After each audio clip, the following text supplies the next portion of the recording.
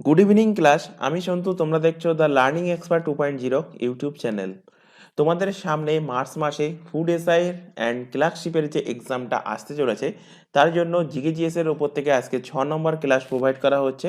তো এর আগে অলরেডি আমরা জিকেজিএস এর ওপর থেকে 5টা ক্লাস কিন্তু কভার করে নিয়েছি। যদি তোমরা না দেখে থাকো, অবশ্যই আগের ক্লাসগুলো দেখে নেবে এবং প্রত্যেককে বলছি ক্লাসগুলো প্রথম থেকে শেষ পর্যন্ত দেখবে, তাহলে কিন্তু তোমাদের এক্সামের জন্য বেনিফিট হবে।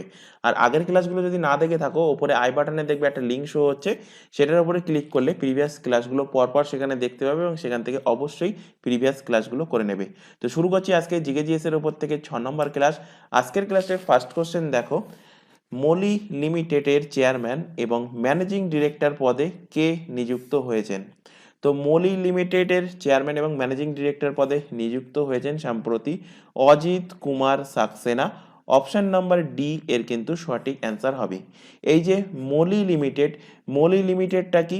মলি লিমিটেড হলো একটা মিনিরত্ন রাষ্ট্রীয় মালিকাধীন ম্যাঙ্গানিজ আকরিক খনির একটা কোম্পানি। তো কি আকরিক কোম্পানি বললাম?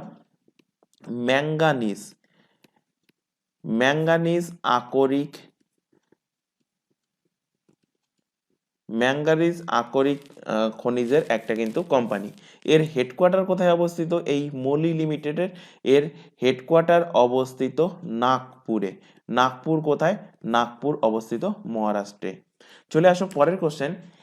এইচ ভি আয়াঙ্গার কোন প্রধানমন্ত্রীর মুখ্য সচিব ছিলেন?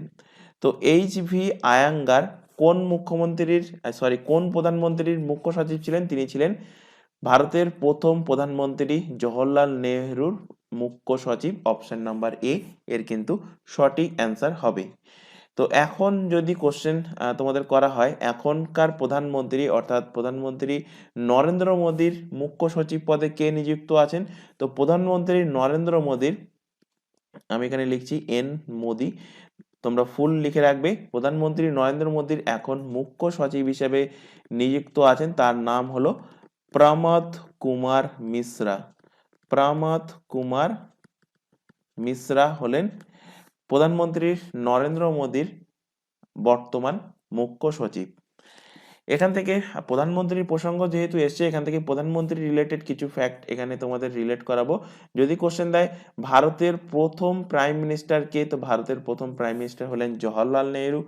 যদি কোশ্চেন দেয় ভারতের সব থেকে ইয়াংগেস্ট প্রাইম মিনিস্টার, কি বললাম? ভারতের সব থেকে ইয়াংগেস্ট ইয়াংগেস্ট প্রাইম মিনিস্টার কে? তো ভারতের সব থেকে ইয়াংগেস্ট প্রাইম মিনিস্টার হয়েছিলেন রাজীব গান্ধী। নাম মাথায় রাখবে, রাজীব গান্ধী ছিলেন ভারতের সব থেকে কম বয়সী প্রধানমন্ত্রী। তিনি কত বছর বয়সে প্রধানমন্ত্রী হয়েছিলেন?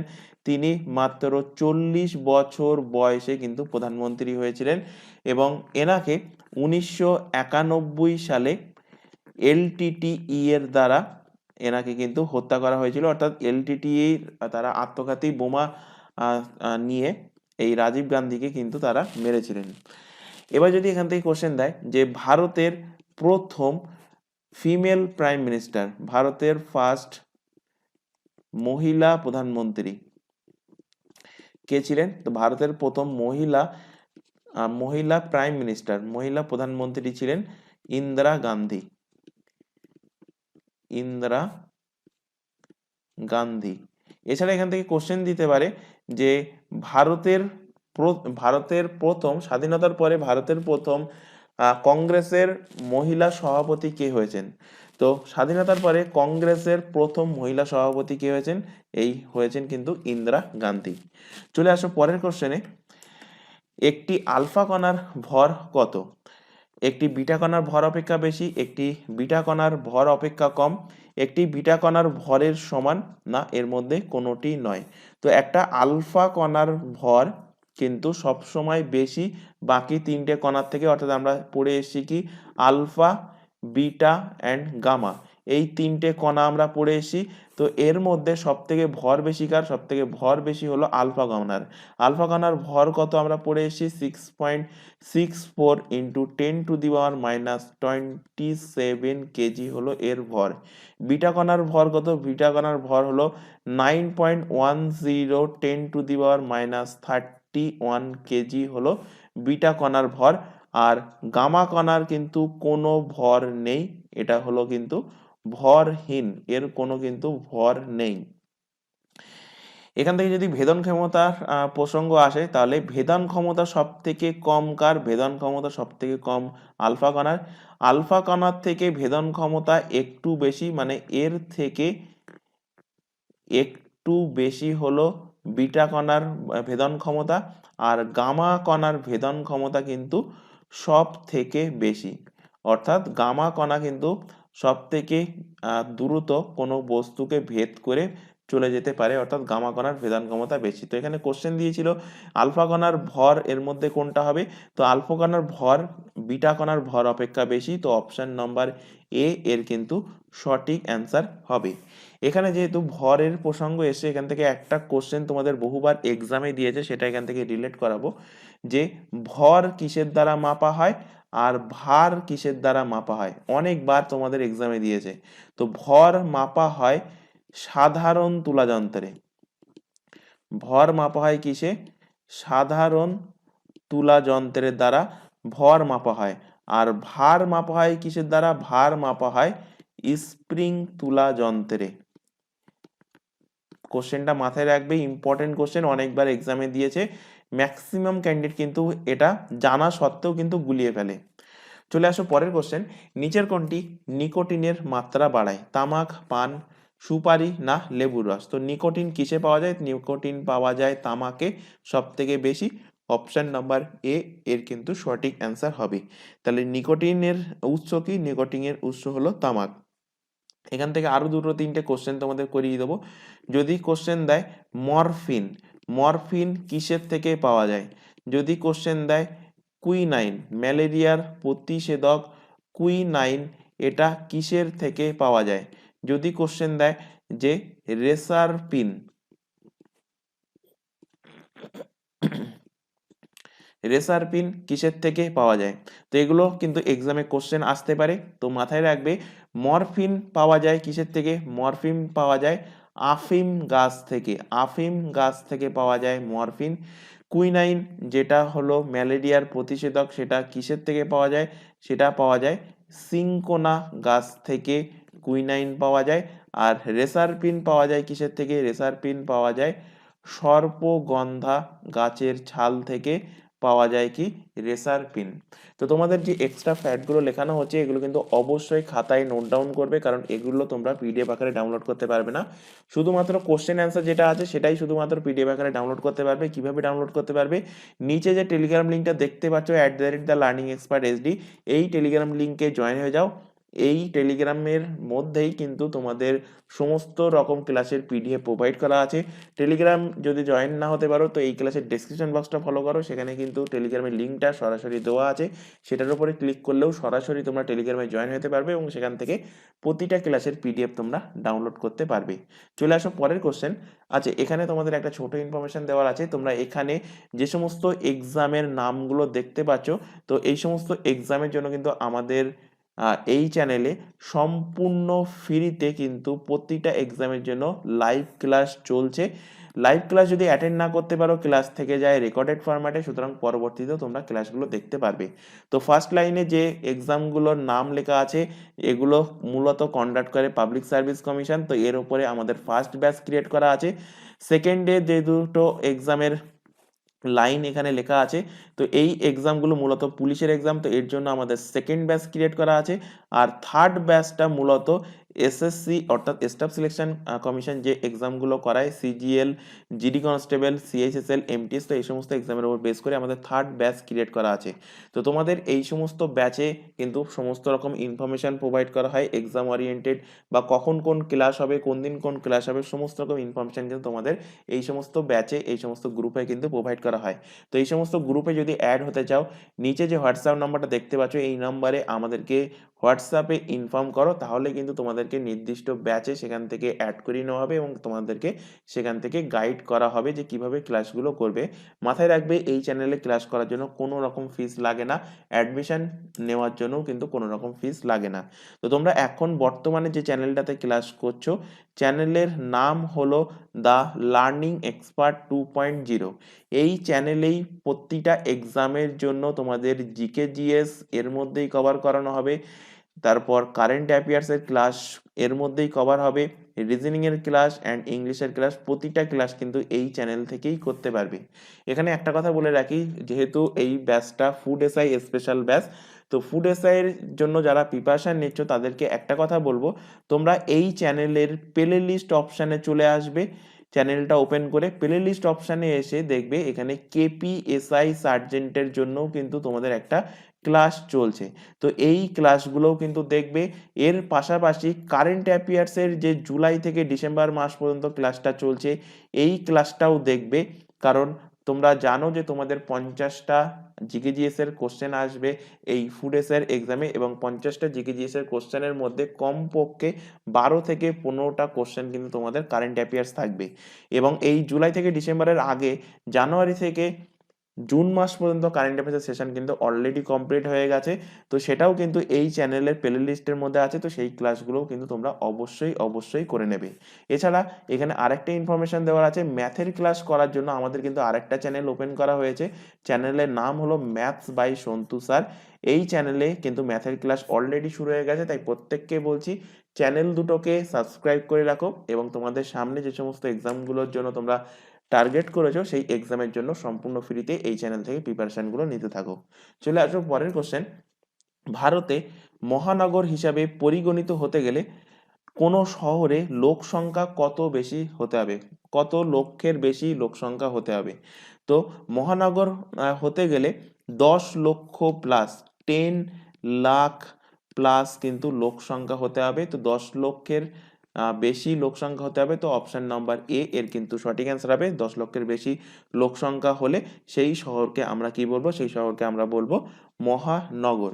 যেমন এক্সাম্পল হিসাবে মুম্বাই হলো একটা মহানগর, আমাদের কলকাতা এটাও কিন্তু একটা মহানগর, দিল্লি এটাও কিন্তু একটা মহানগর, চেন্নাই এটাও কিন্তু একটা মহানগর, ব্যাঙ্গালোর, আহমেদাবাদ, কানপুর, লখনৌ এগুলো প্রত্যেকটাতেই কিন্তু লোক সংখ্যা 10 লক্ষের বেশি। তো প্রত্যেকটাই কিন্তু হলো একটা একটা মহানগর। চলে আসো পরের কোশ্চেন। পৃথিবীর চারিপাশে পরিক্রমা করেছেন কে? সর্বপ্রথম পৃথিবীর চারিপাশে কে পরিক্রমা করেছেন? এখানে একটুখানি কোশ্চেনটা কারেকশন করে নেবে, কোশ্চেনটা টাইপিং মিস্টেক হয়েছে, কারেকশন করে নেবে যে সর্বপ্রথম পৃথিবীর চারিপাশে কে পরিক্রমা করেছে। তো সর্বপ্রথম পৃথিবীর চারিপাশে পরিক্রমা করেছে ম্যাগেলান। অপশন নাম্বার সি এর কিন্তু সঠিক অ্যান্সার হবে। এনার ফুল নাম হলো ফার্দিনান্দ ম্যাগেলান। ইনি একজন পর্তুগিজ, ইনি হলেন একজন পর্তুগিজ। ইনি সর্বপ্রথম পৃথিবীর চারিপাশে কিন্তু পরিক্রমা করেছেন। চলে আসো পরের কোশ্চেন। নীল আর্মস্ট্রং থেকে মাথায় রাখবে যে সর্বপ্রথম চাঁদে পা রেখেছিলেন কে? তো তার নাম হলো কি? সর্বপ্রথম চাঁদে পা রেখেছিলেন, সর্বপ্রথম চাঁদে মানুষের মধ্যে পা রেখেছিলেন কে? রেখেছিলেন নীল আর্মস্ট্রং। চলে আসো পরের কোশ্চেন। মিয়া তানসেন কেন বিখ্যাত ছিলেন? মিয়া তানসেন কিসের জন্য বিখ্যাত? তো মিয়া তানসেন হলেন একজন সঙ্গীতজ্ঞ। তো অপশন নাম্বার সি এর কিন্তু সঠিক অ্যান্সার হবে। তিনি সঙ্গীতজ্ঞের জন্য কিন্তু বিখ্যাত। এই মিয়া তানসেনের এখান থেকে একটা কোশ্চেন তোমাদের এক্সামে দিয়েছিল, মিয়া তানসেনের প্রকৃত নাম কি? এর আসল নাম কি? তো মিয়া তানসেনের প্রকৃত নাম হলো রামতনু পান্ডে। রামতনু পান্ডে হলো এনার প্রকৃত নাম। এবং মিয়া তানসেন ইনি কার রাজসভায় ছিলেন? ইনি কার রাজসভাতে ছিলেন? তো ইনি ছিলেন আকবরের রাজসভাতে। চলে আসো পরের কোশ্চেনে। ভারতের স্থল, নৌ এবং বিমান এই ৩ সেনাবাহিনীর প্রধান কে হন? তো ভারতের সবসময় মাথায় রাখবে স্থল, নৌ এবং বিমান এই ৩ সেনাবাহিনীর প্রধান হন ভারতের প্রেসিডেন্ট, ভারতের রাষ্ট্রপতি। অপশন বি এর কিন্তু সঠিক অ্যান্সার হবে। তো এখান থেকে কিছু ফ্যাক্ট তোমাদের রিলেট করাবো। এখানে ইংলিশে যদি দিত কোশ্চেনটা, তো ইংলিশে দিলে কি হবে? Supreme commander of defence. তো রাষ্ট্রপতি হলেন সুপ্রিম কমান্ডার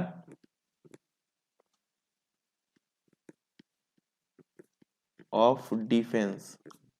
এবার ম্যাক্সিমাম ক্যান্ডিডেট একটা জিনিস ভুল করে বা তাদের মধ্যে ডাউট থাকে, ডিফেন্সের মধ্যে কারা আসে। তারা ম্যাক্সিমামের মধ্যে দেখেছি ডিফেন্সের মধ্যে বিএসএফ, সিআইএসএফ, সিআরপিএফ এদেরকে ডিফেন্স বলা হয়। তো ডিফেন্স এরা নয়। ডিফেন্স হলো মূলত তিনটে বাহিনী কে কে? এক হলো স্থল বাহিনী আর্মি, এক হলো আকাশ বাহিনী হলো এয়ারফোর্স, আর জলবাহিনী হলো ইন্ডিয়ান নেভি অর্থাৎ নেভি। তো আর্মি, নেভি, এয়ারফোর্স এই তিনটেকেই কিন্তু শুধুমাত্র ডিফেন্স বলে, অর্থাৎ ডিফেন্সের আন্ডারে কে আসে? ডিফেন্সের আন্ডারে কিন্তু এই তিনটে বাহিনী আর্মি, নেভি অ্যান্ড এয়ারফোর্স আসে। তো এখান থেকে তোমাদের কোশ্চেন দিতে পারে যে আর্মির বর্তমান হেড কে? তো এখানে আর্মির বর্তমান হেড হলেন মনোজ পান্ডে। তার আগে বলি, আর্মির যিনি হেড হন তাকে কি বলা হয়? তাকে বলা হয় জেনারেল। এয়ারফোর্সের যিনি হেড হন তাকে কি বলা হয়? তাকে বলা হয় এয়ার চিফ মার্শাল। আর নেভির যিনি হেড হন তাকে কি বলা হয়? তাকে বলা হয় অ্যাডমিরাল। তো এখন আর্মির যিনি জেনারেল পদে নিযুক্ত আছেন তার নাম কি? তার নাম হলো মানোজ পান্ডে। তার নাম কি? তার নাম হলো মানোজ পান্ডে। আর এয়ারফোর্সের যিনি এয়ার চিফ মার্শাল পদে নিযুক্ত আছেন তার নাম কি? তিনি হলেন বিবেক রাম চৌধুরী। VR চৌধুরী লিখলাম, ফুল নেমটা কিন্তু তোমরা খাতায় নোট ডাউন করে নেবে। আর নেভির বর্তমান যিনি অ্যাডমিরাল পদে নিযুক্ত আছেন অর্থাৎ নেভির যিনি হেড তার নাম কি? তার নাম হলো আর হরি কুমার। তার নাম কি বললাম? আর হরি কুমার। তো এখানে যেহেতু তিনটে বাহিনীর কথা বললাম, এখান থেকে আরেকটা কোশ্চেন তোমাদের দিতে পারে যে CDS, chief of defence staff. তো বর্তমানে চিফ অফ ডিফেন্স স্টাফ পদে কে নিযুক্ত আছেন? তার নাম হলো অনিল চৌহান। অনিল চৌহান এখন বর্তমানে ভারতের সিডিএস পদে নিযুক্ত আছেন এবং ইনি হলেন সেকেন্ড সিডিএস। তাহলে যদি কোশ্চেন দেয় ভারতের প্রথম সিডিএস কে ছিলেন? তো ভারতের প্রথম সিডিএস ছিলেন বিপিন রাওয়াত, ছিলেন ভারতের প্রথম সিডিএস, যিনি হেলিকপ্টার দুর্ঘটনায় কিন্তু তিনি মারা গিয়েছিলেন 2022 সালে। তো এখান থেকে আরো একটা ফ্যাক্ট তোমাদের রিলেট করাবো, রাষ্ট্রপতির প্রসঙ্গ যেহেতু এসছে। এখান থেকে তোমরা প্রত্যেকেই জানো যে ভারতের এখন বর্তমান রাষ্ট্রপতি হলেন দ্রৌপদী মুর্মু। তো দ্রৌপদী মুর্মু ভারতের কততম রাষ্ট্রপতি? দ্রৌপদী মুর্মু হলেন ভারতের 15তম রাষ্ট্রপতি। তো এখান থেকে কোশ্চেন দেবে যে ভারতের প্রথম মহিলা, ভালোভাবে খেয়াল করবে কি কি শব্দ বলছি, ভারতের প্রথম মহিলা ট্রাইবাল রাষ্ট্রপতি কে? ভারতের প্রথম মহিলা ট্রাইবাল রাষ্ট্রপতি হলেন এই দ্রৌপদী মুর্মু। আর যদি কোশ্চেন দিত যে ভারতের ফার্স্ট ফিমেল প্রেসিডেন্ট কে, তখন অ্যান্সার হবে কি? প্রতিভা প্যাটেল।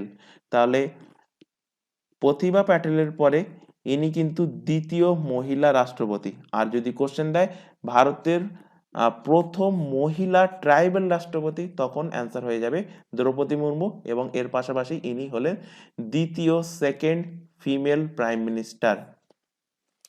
তো সরি, প্রেসিডেন্ট। তো প্রেসিডেন্টের প্রসঙ্গ যেহেতু এসছে, এখান থেকে আরো কিছু ফ্যাক্ট তোমাদের রিলেট করাবো, স্ট্যাটিক ফ্যাক্ট। এখানে যদি তোমাদের কোশ্চেন দেয় ভারতের প্রথম ভারতের ফার্স্ট মুসলিম রাষ্ট্রপতির নাম কি? মুসলিম প্রেসিডেন্টের নাম কি? তো ভারতের প্রথম মুসলিম প্রেসিডেন্ট ছিলেন কে? মুসলিম প্রেসিডেন্ট ছিলেন জাকির হুসেন। কে ছিলেন? জাকির হুসেন ছিলেন ভারতের প্রথম মুসলিম প্রেসিডেন্ট। এখান থেকে আরেকটা কোশ্চেন তোমাদের দেবে যে ভারতের কোন দুজন প্রেসিডেন্ট তাদের পথ চলাকালীন তারা কিন্তু মারা গিয়েছেন? তো কে কে? দুজন মারা গিয়েছেন। একজন হলেন জাকির হুসেন, আর দ্বিতীয় জন হলেন ফারুকুদ্দিন আলী আহমেদ। ফারুকুদ্দিন আলী আহমেদ হলেন, এরা দুজন হলেন যারা রাষ্ট্রপতির যে ক্রিয়াকাল ছিল, যে মেয়াদকাল ছিল, সেই মেয়াদকালের মধ্যে কিন্তু তারা মারা গিয়েছেন। তো এই যে ফ্যাক্টগুলো এখানে তোমাদের নোট ডাউন করানো হলো, এগুলো কিন্তু অবশ্যই অবশ্যই খাতায় নোট ডাউন করবে। এখান থেকে প্রতিটা ফ্যাক্ট থেকে কিন্তু তোমাদের কোশ্চেন দেবে। চলে আসো পরের কোশ্চেনে। রাজপথ সে লোকপথ পর, এই কথাটা কে বলেছেন বা কে লিখেছেন? তো রাজপথ সে লোকপথ পর এটা বলেছেন বিজয় রাজে সিন্ধিয়া। জাস্ট অনলাইনার ফরম্যাটে মাথায় রাখবে, অপশন নাম্বার বি এর কিন্তু সঠিক অ্যান্সার। পরের কোশ্চেনে আসো। ভারতের জাতীয় গ্রামীণ কর্মসংস্থান নিশ্চয়তা আইন কোন পরিকল্পনার সময়কালে বা কত সালে পাশ হয়? তো ভারতের জাতীয় গ্রামীণ কর্মসংস্থান নিশ্চয়তা আইন, অর্থাৎ এখানে কি বলা হয়েছে? এখানে বলা হয়েছে মানরেগা, MANREGA। মানরেগার ফুল ফর্ম কি? ফুল ফর্ম এখানে লিখছি কারণ তোমাদের এক্সামে কোশ্চেন দেয়। তো ফুল ফর্ম হলো Mahatma Gandhi national rural employment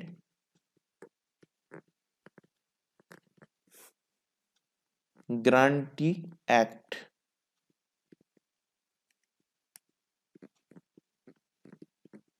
guarantee act 2005। তো মানরেগার ফুল ফর্ম হলো Mahatma Gandhi national rural employment guarantee act 2005।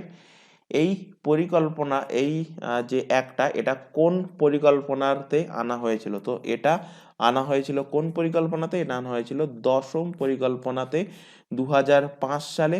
Option number B এর কিন্তু সঠিক অ্যান্সার হবে। তো MNREGA অর্থাৎ মানরেগা এর ফুল ফর্ম অনেক সময় জানতে চায়, সেটা লিখে দিলাম, অবশ্যই কিন্তু মাথায় রাখবে।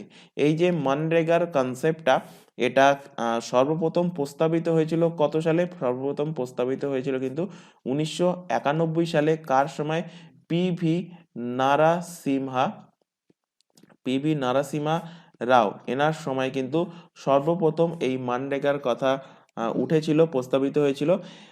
এর পর থেকে 2005 সাল, এতদিন পরে এসে কিন্তু এই মানরেগার যে অ্যাক্টটা, সেই অ্যাক্টটা কিন্তু আইনে পরিণত হয়। এবং এর লক্ষ্য কি ছিল? এই মানরেগার লক্ষ্য ছিল প্রতিটা পরিবারে প্রাপ্তবয়স্করা যাতে ন্যূনতম 100 দিন কাজ করতে পারে, এবং সেই কাজটা যাতে সেই ব্যক্তিটা যে রাজ্যে বসবাস করছে, সেই রাজ্য সরকার যাতে অ্যারেঞ্জ করতে পারে, সেটার দিকে কিন্তু লক্ষ্য দেওয়া হয়েছিল এই মানরেগা অ্যাক্টের দ্বারা। চলে আসো পরের কোশ্চেন। ভারতের লৌহ মানব কাকে অভিহিত করা হয়? Iron man. লৌহ মানবকে ইংলিশে কি বলে? Iron man. তো ভারতের আয়রন ম্যান কাকে বলা হয়? প্রত্যেকেই জানো, আয়রন ম্যান বলা হয় Sardar Vallabhbhai প্যাটেলকে। Option number A এর কিন্তু সঠিক অ্যান্সার হবে। সর্দার বল্লভভাই প্যাটেল থেকে কিছু ফ্যাক্ট এখানে তোমাদের রিলেট করাবো। এখান থেকে তোমাদের অবশ্যই কোশ্চেন দিতে পারে যে সর্দার বল্লভভাই প্যাটেলের যে উপাধি সর্দার উপাধি, এই সর্দার উপাধি কোন আন্দোলনের পরে বা কোন সত্যাগ্রহের জন্য তিনি পেয়েছিলেন? তো তিনি 1928 সালে বারদৌলি সত্যাগ্রহ করেছিলেন। কোথায়? বারদৌলি সত্যাগ্রহ। তো এই বারদৌলি সত্যাগ্রহের পর বারদৌলির মহিলারা মহাত্মা গান্ধীর অনুরোধে এই সর্দার বল্লভভাই প্যাটেলকে সর্দার উপাধি কিন্তু তারা দিয়েছিলেন। বল্লভভাই প্যাটেল এর স্মৃতি উদ্দেশ্যে বর্তমানে 31 অক্টোবরে national unity day, national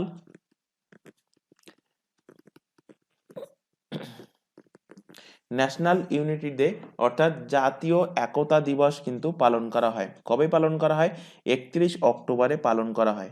Sardar Vallabhbhai Patel থেকে সব থেকে ইম্পর্টেন্ট ফ্যাক্ট যেটা রিলেট করো, যে বিশ্বের সব থেকে উঁচু statue, world tallest statue, সেটাকার Sardar Vallabhbhai প্যাটেলের স্ট্যাচু। স্ট্যাচুর নাম কি? স্ট্যাচুর নাম হলো স্ট্যাচু অফ ইউনিটি। এই স্ট্যাচু অফ ইউনিটির হাইট কত? স্ট্যাচু অফ ইউনিটির হাইট হলো 182 মিটার। স্ট্যাচু অফ ইউনিটিটা কোথায় অবস্থিত? এক্সাক্ট জায়গা মাথায় রাখবে। এক্সাক্ট জায়গা হলো, স্ট্যাচু অফ ইউনিটি অবস্থিত হলো কেভাডিয়াতে। কেভাডিয়া কোথায়? গুজরাট। তো গুজরাটের কেভাডিয়াতে স্ট্যাচু অফ ইউনিটি অবস্থিত। কোশ্চেন দেবে স্ট্যাচু অফ ইউনিটি কোন নদীর তীরে অবস্থিত? তো এটা নর্মদা রিভারের তীরে অবস্থিত। এখান থেকে কোশ্চেন দেবে স্ট্যাচু অফ ইউনিটি কোন ড্যামের পাশে অবস্থিত? তো এটা সর্দার সরোবর ড্যামের পাশে, স্ট্যাচু অফ ইউনিটি অবস্থিত, যেটা বিশ্বের সব থেকে টলেস্ট স্ট্যাচু। এছাড়া সর্দার বল্লভভাই প্যাটেল থেকে আরো একটা ফ্যাক্ট তোমাদের জানতে হবে। যদি কোশ্চেন দেয় যে ভারতের প্রথম হোম মিনিস্টার, গৃহমন্ত্রী, বর্তমান গৃহমন্ত্রী হলেন অমিত শাহ। তো কোশ্চেন দিতে পারে ভারতের প্রথম হোম মিনিস্টার কে ছিলেন? ভারতের প্রথম হোম মিনিস্টার ছিলেন সর্দার বল্লভভাই প্যাটেল, এবং এনার হাতেই কিন্তু দায়িত্ব ছিল ভারত যে ছোট ছোট টুকরোতে ভেঙেছিল। কটা টুকরোতে ভেঙেছিল?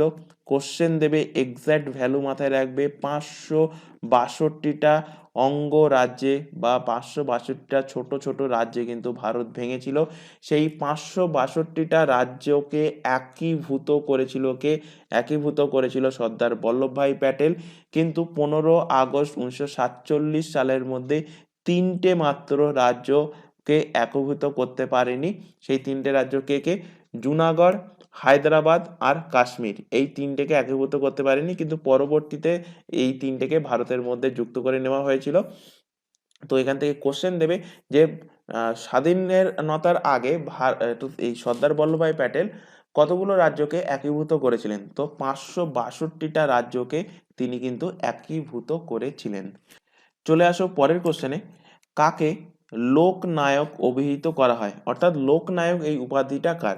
তো ম্যাক্সিমাম ক্যান্ডিডেট এখানে ভুল করবে। কোথায় ভুল করবে? বাল গঙ্গাধর তিলক মেরে আসবে, অ্যান্সার হয়ে যাবে কিন্তু ভুল। কারণ লোকনায়ক আর লোকমান্য এই দুটো কিন্তু সম্পূর্ণ আলাদা। তো লোকনায়ক উপাধিটা কার? লোকনায়ক উপাধিটা হলো জয়প্রকাশ নারায়ণের উপাধি হলো লোকনায়ক। আর লোকমান্য যখন বলবে তখন অ্যান্সার কি হবে? তখন অ্যান্সার হবে বাল গঙ্গাধর তিলকের উপাধি হলো লোকমান্য তিলক। তো এখানে কিছু কিছু উপাধি আমি তোমাদেরকে আরো একবার রিভিশন করিয়ে দিচ্ছি।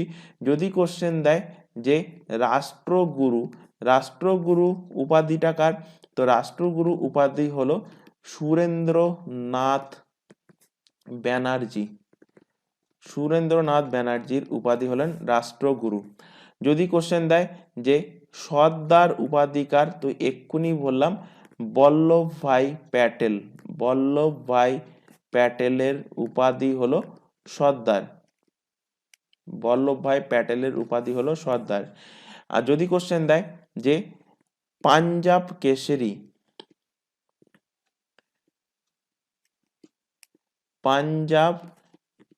কেশরী এই উপাধিটা কার? তো পাঞ্জাব কেশরী এই উপাধিটা হলো লালা লাজপত রায়ের উপাধি হলো পাঞ্জাব কেশরী। আর কোশ্চেন যদি দেয় যে বঙ্গবন্ধু কাকে বলা হতো বা বঙ্গবন্ধু উপাধিটা কার? তো বঙ্গবন্ধু উপাধি হলো বাংলাদেশের প্রাইম মিনিস্টার ছিলেন শেখ মুজিবুর রহমান। কে ছিলেন? শেখ মুজিবুর রহমান। তো শেখ মুজিবুর রহমানকে বলা হতো বঙ্গবন্ধু। চলে আসো পরের কোশ্চেন। অমিত শাহ কোথায় সেন্ট্রাল ডিটেকটিভ ট্রেনিং ইনস্টিটিউটের ভিত্তি প্রস্তর স্থাপন করলেন? কেরালা, গুজরাট, কর্ণাটক না তেলেঙ্গানা? তো জাস্ট অনলাইনের ফরম্যাটে মাথায় রাখো, তিনি কর্ণাটকে সেন্ট্রাল ডিটেকটিভ ট্রেনিং ইনস্টিটিউটের ভিত্তিপ্রস্তর স্থাপন করলেন। অপশন সি এর কিন্তু সঠিক অ্যান্সার হবে। চলে আসো পরের কোশ্চেন। পশ্চিমবঙ্গের ক্রান্তীয় চিরহরিৎ অরণ্যের বনভূমি কোথায় দেখতে পাওয়া যায়? তো পশ্চিমবঙ্গে 1000 মিটারের নিচে যে সমস্ত এলাকা আছে সেখানে কিন্তু ক্রান্তীয় চিরহরিৎ বনভূমি দেখতে পাওয়া যায়। অপশন এ এর কিন্তু কারেক্ট অ্যান্সার। চলে আসো পরের কোশ্চেন। অগ্নিবীণা বইয়ের রচয়িতা হলেন কে? তো অগ্নিবীণা বইয়ের রচয়িতা হলেন কাজী নজরুল ইসলাম। এই সমস্ত কোশ্চেনগুলো কিন্তু অবশ্যই অনলাইনার ফরম্যাটে মাথায় রাখবে, বেশি ডিটেলসে পড়ার দরকার নেই। তো অগ্নিবীণা বইয়ের রচয়িতা হলেন কাজী নজরুল ইসলাম। পরের কোশ্চেনে চলে আসো। গীতা পাঠ অপেক্ষা ফুটবল খেলা ভালো, এই উক্তিটা কে করেছিলেন? তো এই উক্তিটা করেছিলেন স্বামী বিবেকানন্দ। স্বামী বিবেকানন্দ কিন্তু এই উক্তিটা করেছিলেন যে গীতা পাঠের অপেক্ষায় ফুটবল খেলা কিন্তু ভালো। তো স্বামী বিবেকানন্দ থেকে একটা দুটো ফ্যাক্ট এখান থেকে রিলেট করিয়ে দিই। স্বামী বিবেকানন্দ এখান থেকে কোশ্চেন দেয় যে আমেরিকার কোন শহরে তিনি বক্তৃতা দিয়েছিলেন? তো আমেরিকার শিকাগো শহরে তিনি কিন্তু বক্তৃতা দিয়েছিলেন। কবে, কত সালে বক্তৃতা দিয়েছিলেন? কোশ্চেন এইভাবে দেবে যে স্বামী বিবেকানন্দ আমেরিকার শিকাগো শহরে বক্তৃতা দিয়েছিলেন কত সালে? তো তিনি বক্তৃতা দিয়েছিলেন 1893 সালে। স্বামী বিবেকানন্দ থেকে রিলেট করো, ইনি কিন্তু দুটো জিনিস তৈরি করেছিলেন। একটা কি? একটা হলো রামকৃষ্ণ মিশন, রামকৃষ্ণ মিশন। আরেকটা জিনিস তিনি তৈরি করেছিলেন, সেটা হলো কি? সেটা হলো বেলুড় মঠ। বেলুড় মঠ। তো এই দুটো তিনি কত খ্রিস্টাব্দে তৈরি করেছেন? কারণ এখান থেকে কোশ্চেন দিয়েছিল তোমাদের একটা এক্সামে যে বেলুড় মঠ কত সালে প্রতিষ্ঠিত হয়েছিল? তো বেলুড় মঠ প্রতিষ্ঠিত হয়েছিল 1897 সালে। কোন নদীর তীরে বেলুড় মঠ অবস্থিত? বেলুড় মঠ অবস্থিত হুগলি নদীর তীরে। অপশানে থাকবে কিন্তু গঙ্গা নদী ফার্স্ট অপশানে। তো অ্যান্সার কি হবে? যদি অপশানের মধ্যে হুগলি না থাকে তখন গঙ্গাতে মার্কিং করবে। যদি গঙ্গা, হুগলি সবকিছুই যদি অপশানে থাকে তখন অ্যাপ্রোপ্রিয়েট অ্যান্সার হবে হুগলি নদীর তীরে বেলুড় মঠ অবস্থিত। চলে আসো পরের কোশ্চেন। সাইটোলজিতে নিচের কোন বিষয়টি আলোচনা করা হয়? জীবের শ্রেণীবিন্যাস, জীবকোষের গঠন, জীবের বিবর্তন না টিস্যুর গঠন? তো সাইটোলজি হলো জীবকোষের গঠন, অর্থাৎ অপশন নাম্বার বি এর কিন্তু সঠিক অ্যান্সার হবে। পরের কোশ্চেনে চলে আসো। ফায়ার কেলে পাওয়া যায় কোথায়? তো ফায়ার কেলে পাওয়া যায় রানীগঞ্জে। অপশন নাম্বার বি এর কিন্তু সঠিক অ্যান্সার। পরের কোশ্চেনে আসো। প্রাচীন ভারতের কোন লিপি ডান দিক থেকে বাম দিকে লেখা হতো? তো ডান দিক থেকে বাম দিকে যেমন উর্দু লেখা হয় ডান দিক থেকে বাম দিকে, তেমন প্রাচীন ভারতে খারষ্টি যে লিপি ছিল সেই খারষ্টি লিপিকে ডান দিক থেকে বাম দিকে লেখা হতো। এবং অশোকের যে শিলালিপি, সেই অশোকের শিলালিপিতে খারষ্টি, তারপর ব্রাহ্মী, এই সমস্ত লিপির কিন্তু পরিচয় পাওয়া গিয়েছে। আবার ব্রাহ্মী লিপিটা আমরা যেরকম বাংলা বাম থেকে ডানে লিখি, ব্রাহ্মী লিপি কিন্তু বাম টু ডান দিকে কিন্তু লেখা হতো। তো ডান থেকে বামে লেখা হতো কোনটা? ডান থেকে বামে লেখা হতো খারষ্টি লিপি। চলে আসো পরের কোশ্চেনে। সিবি রামন কিসের সাথে যুক্ত? রসায়ন, জীববিদ্যা, গণিতশাস্ত্র না পদার্থবিদ্যা? তো সিবি রামন ফিজিক্সের সাথে অর্থাৎ পদার্থবিদ্যার সাথে যুক্ত। অপশন নাম্বার ডি এর কিন্তু সঠিক অ্যান্সার হবে। সিবি রামনের নামটা এত ফেমাস কেন? কারণ তিনি ভারতের প্রথম ফিজিক্সের ওপরে নোবেল পুরস্কার পেয়েছেন। তো কবে পেয়েছেন তিনি ফিজিক্সের উপরে নোবেল পুরস্কার? 1930 সালে তিনি ফিজিক্সের উপরে ভারতের সর্বপ্রথম নোবেল পুরস্কার পেয়েছেন। কি বলেছি আমি এখানে ভালোভাবে খেয়াল করবে, এখানে বলেছি কিন্তু আমি ফিজিক্সের উপরে ভারতের প্রথম নোবেল পুরস্কার। যদি কোশ্চেন দেয় যে ভারতের প্রথম নোবেল কে পেয়েছে, তো তখন অ্যান্সার হবে ভারতের প্রথম নোবেল পেয়েছে রবীন্দ্রনাথ ঠাকুর। আর.এন. টেগর ভারতের প্রথম নোবেল পুরস্কার পেয়েছে। কিসের জন্য পেয়েছে? গীতাঞ্জলি গীতাঞ্জলি নামক কাব্যগ্রন্থের জন্য তিনি সর্বপ্রথম নোবেল পুরস্কার পেয়েছেন এবং তিনি কিসে পেয়েছিলেন সর্বপ্রথম? সাহিত্যে অর্থাৎ লিটারেচারের ওপরে কিন্তু তিনি নোবেল পুরস্কার পেয়েছেন। নোবেল প্রাইজ কোথা থেকে দেওয়া হয়? নোবেল প্রাইজ দেওয়া হয় স্টকহোম থেকে। স্টকহোম, সুইডেনের স্টকহোম থেকে কিন্তু নোবেল পুরস্কার দেওয়া হয়। আর শুধুমাত্র নোবেল পিস প্রাইজ যেটা, সেটা কোথা থেকে দেওয়া হয়? সেটা দেওয়া হয় ওসলো, নরওয়ের ওসলো থেকে। নোবেল পিস প্রাইজ যেটা, সেই পিস প্রাইজটা কিন্তু প্রোভাইড করা হয়। আর একটা ফ্যাক্ট নোবেল থেকে মাথায় রাখবে, সবার শেষে ইকোনমিক্সটা ওপরে নোবেল প্রাইজ দেওয়া শুরু হয়েছিল।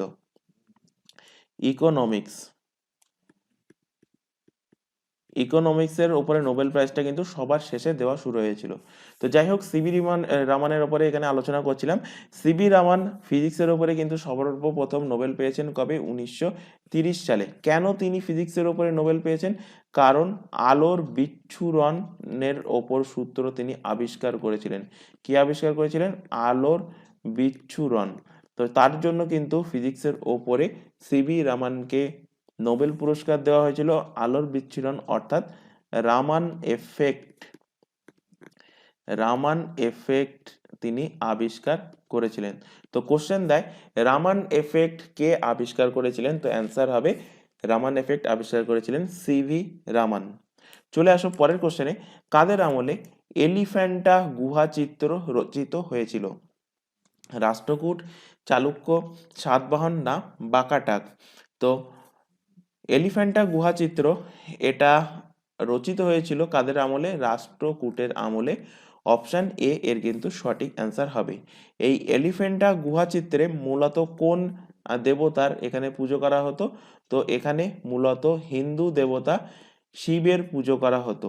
তো এখানে আমি হিন্দুটা রিলেট করাচ্ছি এই কারণে, তোমাদের একটা এক্সামে কোশ্চেন দিয়েছিল কোন গুহাতে হিন্দু, জৈন এবং বুদ্ধ ধর্মের নিদর্শন পাওয়া গিয়েছে। কি বললাম? হিন্দু, জৈন অ্যান্ড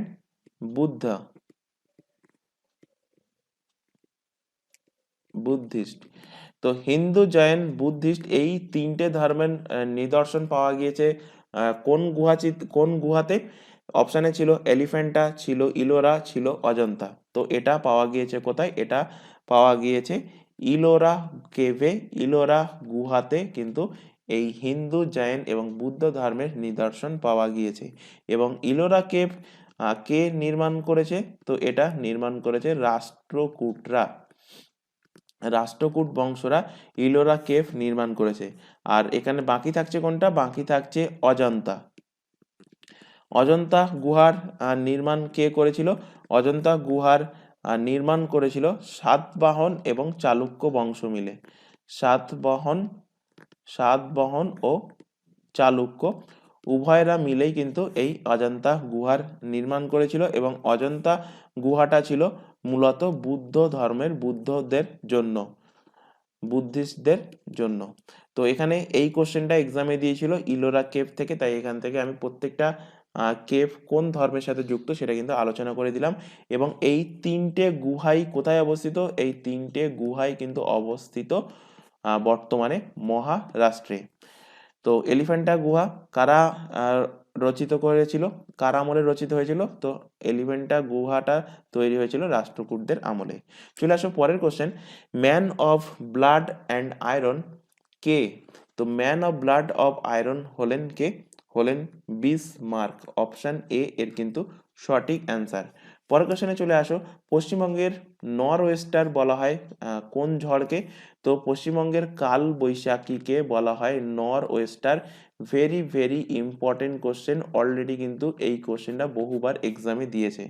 চলে আসো পরের কোশ্চেন, কলমের সাহায্যে সংগঠিত উদ্ভিদের জনন প্রক্রিয়া হলো কোনটি? প্রকৃত অঙ্গজ জনন, যৌন জনন, অযৌন জনন না কৃত্রিম অঙ্গজ জনন? তো কলম তৈরি করার মাধ্যমে যে উদ্ভিদের জনন প্রক্রিয়াটা করা হয় সেটা কি? সেটা হলো কৃত্রিমভাবে অঙ্গজ জনন করানো হয়। অপশন নাম্বার ডি এর কিন্তু সঠিক অ্যান্সার। চলে আসো পরের কোশ্চেন এবং আজকের ক্লাসের লাস্ট কোশ্চেন, পশ্চিমবঙ্গের বাগিচা কৃষি নিম্নলিখিত কোন জেলার বৈশিষ্ট্য? মালদা, দার্জিলিং, বাঁকুড়া না হাওড়া? তো বাগিচা কৃষি মূলত কোথায় হয়? পাহাড়ের পাদদেশে কিন্তু বাগিচা কৃষি হয়। তো পাহাড় কোথায় অবস্থিত এই 4টে অপশনের মধ্যে? পাহাড় অবস্থিত দার্জিলিংয়ে।